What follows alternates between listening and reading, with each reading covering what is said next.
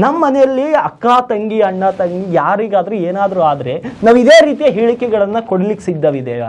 ಭಾರತ ಒಂದು ಕುಟುಂಬವಿದ್ದಂತೆ. ಆ ಕುಟುಂಬದ ಯಾವ ಒಬ್ಬ ಸದಸ್ಯರಿಗೂ ಕೂಡ ಮುಳ್ಳು ಮುರಿದ್ರೆ ಇಡೀ ಭಾರತದ ಎಲ್ಲರೂ ಕೂಡ ರಿಯಾಕ್ಟ್ ಆಗಬೇಕು. ಆವಾಗ ಮಾತ್ರ ಪಾಕಿಸ್ತಾನಕ್ಕೆ, ಬಿಕಾರಿ ಪಾಕಿಸ್ತಾನಕ್ಕೆ ಬುದ್ಧಿ ಕಲಿಸ್ದಂಗೆ ಆಗುತ್ತೆ.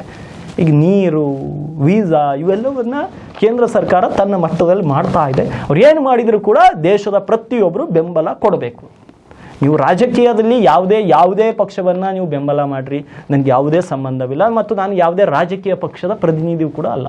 ಆದರೆ ನಾನು ಹೇಳೋದಿಷ್ಟೇ, ದೇಶ ಅಂತ ಬಂದಾಗ, ದೇಶದ ಹಿತ ಅಂತ ಬಂದಾಗ BJP, Congress, JDS, Aam Aadmi, Bahujan Samajwadi party ಎಲ್ಲ ಪಾರ್ಟಿಗಳನ್ನು ಬದಿಗೆ ಸರಿಸ್ರಿ. ದೇಶ ಮೊದಲು.